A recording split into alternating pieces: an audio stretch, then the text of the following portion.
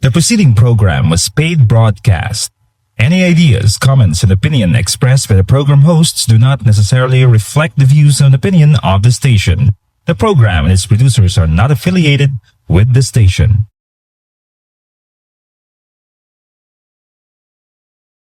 Nagalambot naman sa inyong mga puluyan kag subong man sa duog sa inyo palangabudlayan ining aton pinasahi nga programa sa kahanginan nga ginatiguluhan tinapay sa kabuhi. Ang ini nga programa ginahalad sa pagpamalandong sa pulong sa Ginoo sa tinutuyo nga magdugang aton hibalo kag subong man magtubo ang aton pagtuo sa kay Kristo Jesus bilang aton manuluwas kag Ginoo sang aton mga kabuhi. Gani sa sulod sining 30 minutos, pakig-upod ka mo sa akon sa pagpamalandong naton sa pulong sa Ginoo, paagi sa aton palatuntunan, tinapay sa kabuhi. Ang dinalan sa kasulatan sa aton sa sining nga adlaw, makita sa Salmo 20, kag akon pagbasahon ng versikulo 9 sa sining nga dinalan sa kasulatan. Magluwas o Ginoo, ang hari magsabat sa amon, kun magpanawag kami. My way seems dark and drear, and the future I don't know. My heart feels so empty as the tears unending flow. When my heart breaks with sorrow, and the tempest fills my soul, this one thing I know for sure, my God is in control. His way is perfect, His way is perfect. Sa pagkamatuod ang dalanon, ang pamaagi, ang plano, ang tinutuyo sang aton Ginoo, himpit gid para sa aton. Amo ini ang pinakamaayo, amo ini ang pinakamapuslanon, kag amo ini ang pinakamalahalon sa aton nga tagsa-tagsa ka mga kabuhi. Wala na sang iban pa nga makahatag sa aton si matutuod nga kalinong, kaligunan, kabisan pa kahulugan sa aton nga pagpangabuhi, kundi ang plano gid lamang sa Ginoo para sa imo kag sa akon.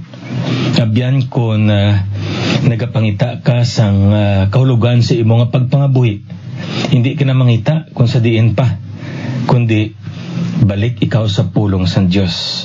Kaya ang pulong gid lamang sang Ginoo amo ang nagahatag sa aton sing kahulugan sa matudtuod naton nga tinutuyo nga ayari kita sa sini nga kalibutan. Kag ina nga palamangkutanon ginsabat ina sang pulong sang Dios sa aton. Ang kahulugan nga ari ikaw diri sa sini kalibutan kay gintuga ikaw sang Dios. Gintuga ikaw sang Dios nga magpakig-upod sa iya. Amo ina ang kamatuoran dira. Kagabay pa nga sa pagkamatuod nagapakig-upod kita sa iya, una gid tungod may ara kita relasyon sa iya, nabaton naton si Kristo bilang aton manuluwas. Kag subong man nga ginabuhat naton ang iya mga tinutuyo sa aton kabuhi, kay nahibaluan naton ini paagi sa iya balaan niya pulong. Kag nyan ang kalipay, ang kalinong yara magatiner sa aton nga kabuhi, kay nakahibalo kita kag nakakilala kita nga ang Dios nga nagtuga sa aton, amo man ang Dios nga aton nga amay nga nag-aman sa aton sang matahom nga palabutan. Kabay pang Ginoo magaparen sa pag-aman sang aton mga panghunahuna sa pamalandong naton sa pulong sang Dios paagi sa kalantahon nga aton man nga ginpamatian sa sining tion. His way is perfect. Truths in times of trouble. Amo ini ang aton nga ginatun-an kag ginapamalandungan kag bilog nga salmo ang aton nga natun-an. Kaya gusto lamang naton anay maghatag sang gamay pagid nga review. Naibaluan naton nga ang salmo o kon ginatawag ini mga ambahanon, no, sa ibandra nga translation sa Ilonggo. Kay sa pagkamatuod ang salmo mga ambahanon ini sang mga katawan sang Israel. Ginhimo ini nila paagi sa pagtuytoy sa Blind Espiritu nga sa anuman nga mga okasyon nga ma-experiensyan nila. May mga kalantahon sila nga mabungat sa presensya sang Dios. Kag diri naton makita nga ang ini nga Salmo 20 amo man ini ang tinutuyo. Apang pinasahi ining Salmo 20 kay ginsulat ini ni Haring David agod nga ihatag niya sa iya mga katawhan. Kay amo ini ang kantahon sa mga katawhan sa presensya sang Dios sa tabernakulo, sa tion nga nagaaman siya sa pag-atubang niya sa pagpakig-away sang ilang nga mga kasumpong. So, kung lantahon nato ng ining kalantahon, isa ini siya kaginatog naton intercessory psalm, no? Kung sa aton pa, isa ini kaambahanon, isa ini kasalmo nga pangabay, nagapakitluoy sa Dios para sa isa ka persona. Nga kung aton nilang taon, katawhan ini sa Israel nga nagapangabay sa Dios para sa ila hari nga mangin madinaugon sa pagpakig-away niya sa ila nga mga kaaway. Sa umuning makita naton sa sininga salmo diri. Kag kun aton pagid nga usisaon suno sa mga nagatuon sa pulong sa Ginoo, katahom sininga salmo. Kay una diri sa pagpanugod ginkanta ini sa mga katawan sa Israel. Tapos nagsabat diri ang hari nila si David. Kag subong man nagupod si David kag ang mga katawan sa Israel sa pagtakop sa sini nga salmo. So katahom sini kay nagaisa sila sa ila nga pag-amba sa Ginoo sa pagpangayo nila sang bulig sa iya. So ari tunga naton ang ini nga salmo sa 5 ka mga bahin. Wala sa payan niya masami, wala kita naghimo sa outline sini, pero para nga magklaro pagid sa aton kag makita pagid naton ang nagalinglain nga bahin sa sini nga salmo, gintunga naton ini sa 5. Diri sa bersikulo 1, kiti siya malang ini sila ka mga bersikulo, makita naton din pagpanugod. Kag ang kamaturan diri nga makita naton nga nagapangabay sila nga kabay pa nga ang Dios magasabat sa handom pangamuyo ni Haring David sa adlaw sang kagamo. Kag nibalo naton ining adlaw sang kagamo, amaning adlaw nga magpangatubang siya sa ila nga kaaway. Kay sa pagkamatuod tam-an gid kagamo ang patag-awayan. Nibaloan ni David nga may mga amay nga hindi na makabalik sa ila nga panimalay pagkatapos sa sininga pag-inaway.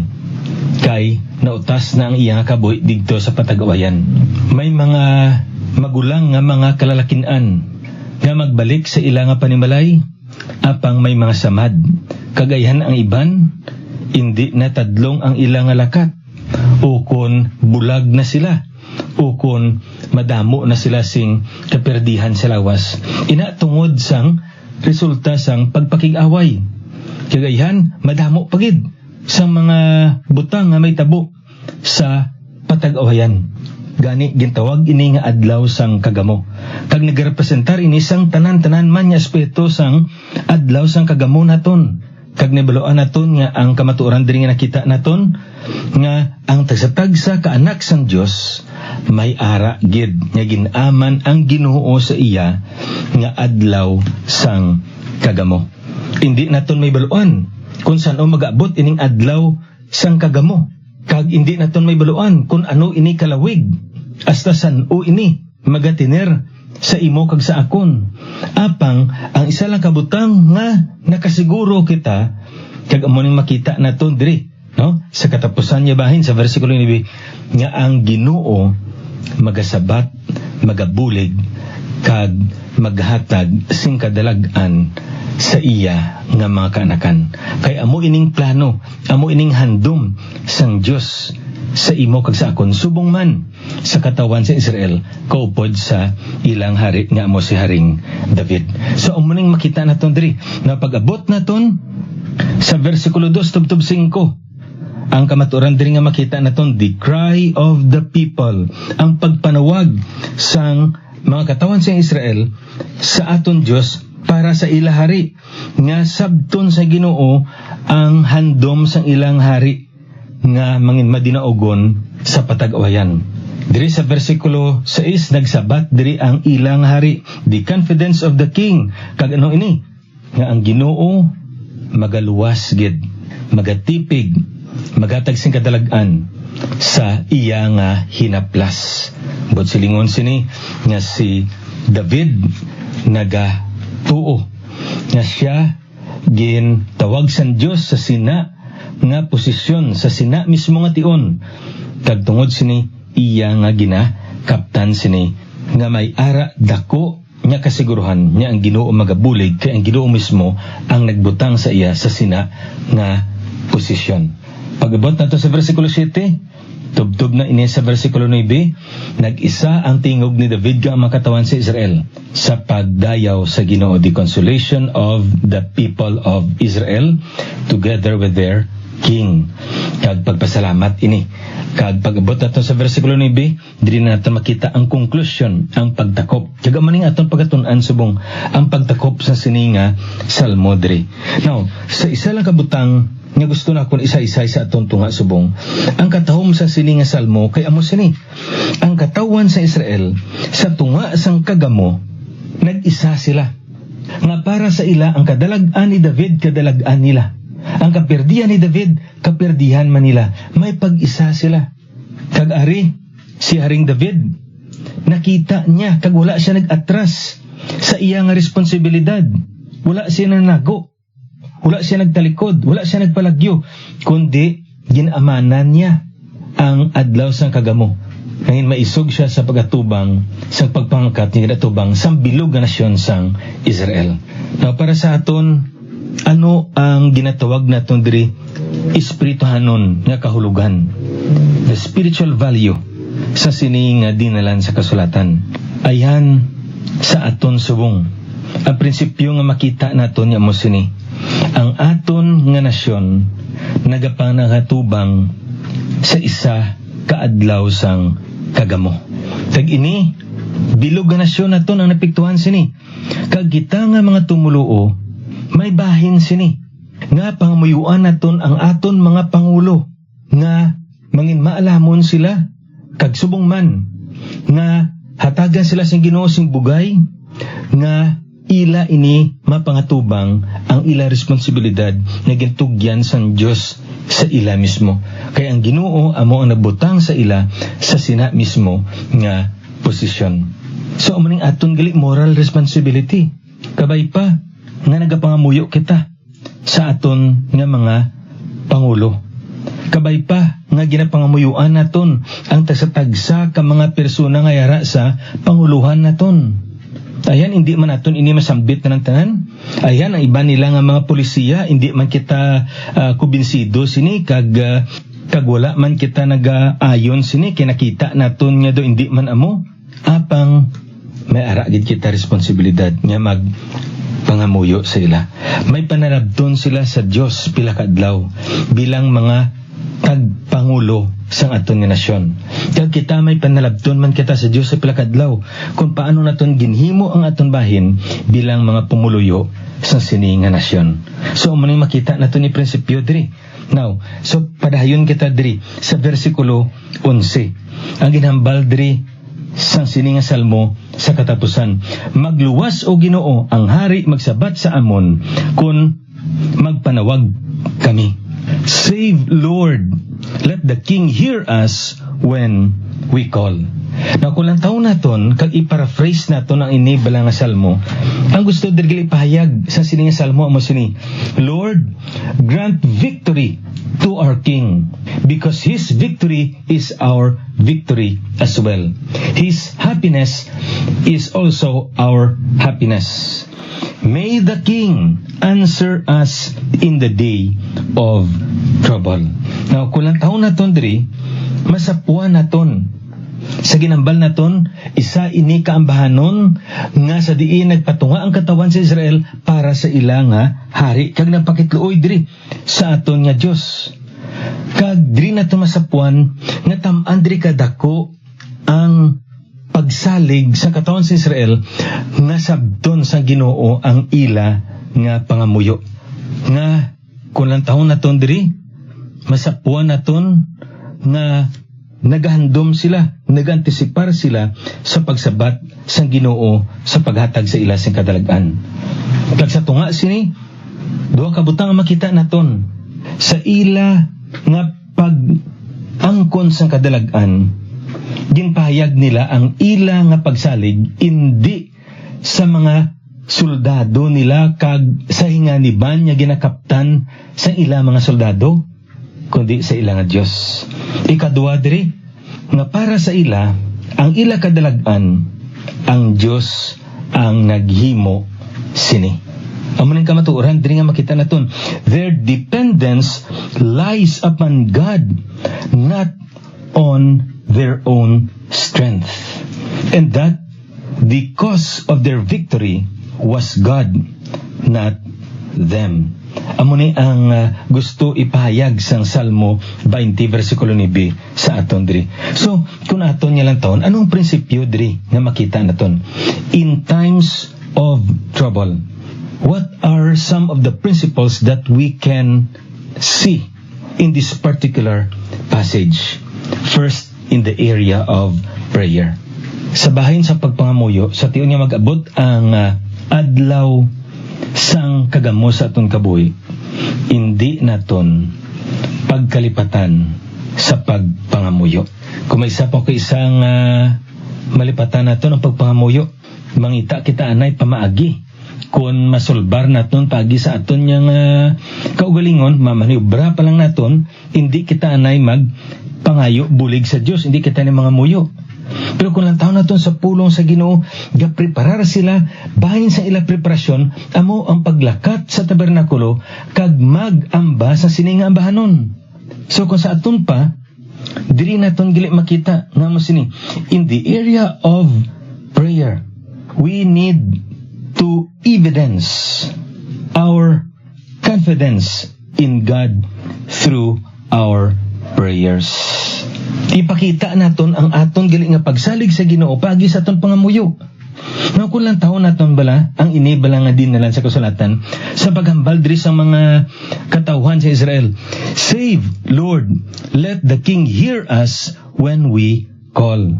Now this is not a question whether they knew or not the will of God. It was already settled. They knew it. Therefore, they prayed for it with confidence. Naibaluan na nila ang tinutuyo, ang plano sa Diyos. Kag tungod sini, maisog sila nga nagpalapit sa Ginoo sa pagpangamuyo sa sini nga pangamuyo. Na may isa diri ka dinalan sa kasulatan niya makita sa unang 1, kapitulo 14, niya nagatudlo sa aton natuhoy sa ginatog naton pagpangamuyo. Kag ini amo ang pagsalig naton sa iya. Nga kun magpangamuyo kita bisan sing anong butang, suno sa iya kabubuton, nagapamati siya sa aton. And this is the confidence that we have in Him, that if we ask anything according to His will, He heareth us. So ari kon aton nga lang taon, anong kamatuoran diri nga makita naton? Ano man nga butang nga aton ipangamuyo, sabton nga ini, pamatian niya kita, suno sa kabubuton niya. So kun aton gali nga usisaon, ining pangamuyo gali, hindi lang niyang pinagusto lang kita. Okay? Hindi lang niyang halakon ano lang dra ang ihambal ta. Kundi dapat ang ipangamuyo naton, ang ipangayo naton, ang iapila naton sa Ginoo, ang ipangabay naton sa Ginoo, ang mga butang suno sa iya nga kabubuton. The key to an effective prayer is knowing and submitting to the will of God. Now, importante gid nga mahibaluan naton anay ang plano, ang tinutuyo sa Dios. Madamo sa aton pangamuyo nga wala ginasabat sa Ginoo kay hindi plano sa Dios. Pero may mga pangamuyo nga ginasabat ang Dios. Kay nga man suno ini sa kabubuton niya. That's why we need to study the Word of God, because in the Word of God we have the will of God. Ara sa pulong sa Dios ang kabubuton sa Dios. Kung nagabasa kita sa pulong sa Ginoo, may baluan naton ang kabubuton sa Ginoo. Kag kun amoy na aton ginapangamuyo, ang Ginoo magasabat, patod siguro ang pagsabat sa Ginoo. Na ikaduha diri ang pagpasakop ang pagpaidalom sa kabuoton sa Dios. May posibilidad nga naibalaan ta kabuoton sa Ginoo pero hindi kita magpasakop. Lain gyapon ga-insister kita gyapon sa atong pangamuyo. Daw katulad kita sa mga katawan sa Israel. Nag-insister gid sila sa ilang ginapangayo sa Dios. Kang Dios naghatag sa ila sang ilang ginapangayo. Pero upod dira ang kaniwang sang ila kalag. Ti ano nga tabo sa ila? They never enjoy the blessing from the Lord. Kaya una sa tanan, hindi amo ina ang kabuoton ang plano sa Diyos. So, knowledge as well as humility, kinanglanon ini. Ang ibalo ka ang papasakop, pagpaubos ang kugalingon sa kabuoton sa Diyos. Agod niya, mangin mabinungahon ang aton nga pagpangamuyo. Na ikaduha diri nga prinsipyo nga makita naton ginsaysay diri sa aton. Ang hari magasabat sa amon kun magpanawag kami. No ining hari diri kun lantahon naton hindi ini nagapatuhoy sa kay Haring David kundi sa hari sang mga hari. May isa bala ka komentary nga nabasahan ko kag amo ning giyag nga ginsaysay diri. He is here invoking the supreme monarch. A king going forth to war implores the protection of a greater king than himself, the king of all nations, and who, therefore, had the disposal of the whole result of the conflict in which he was about to engage.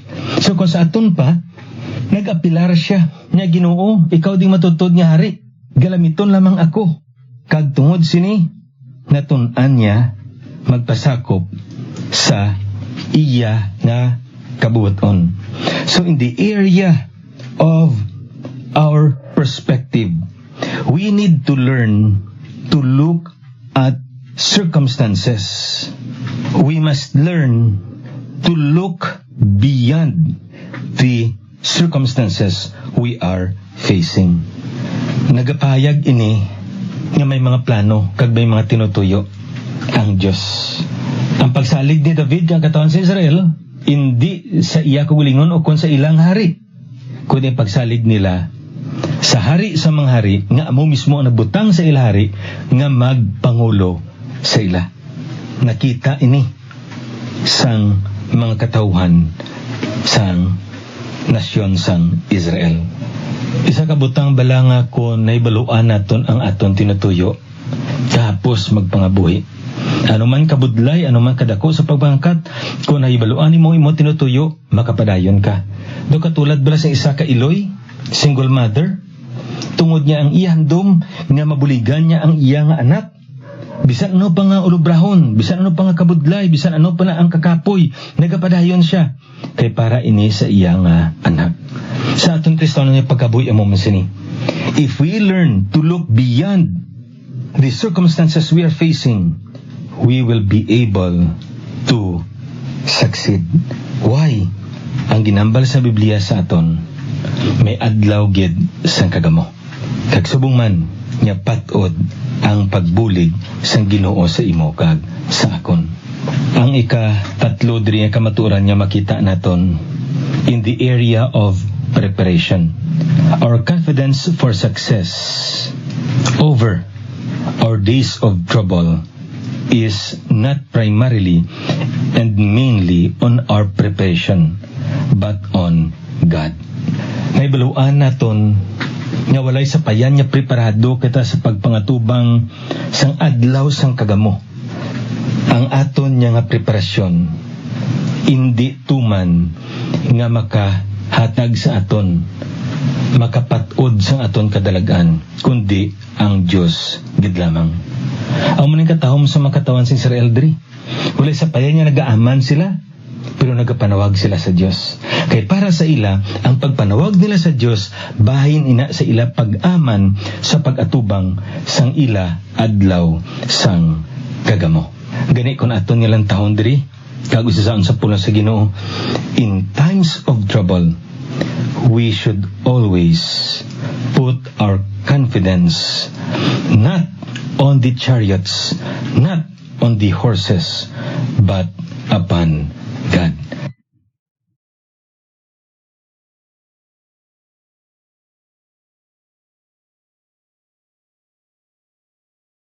Mga biyan kagutod sa Ginoo, kabay pa nga sa pagpangatubang naton sang adlaw sang kagamo nga nagaabot sa aton nga kabuhi.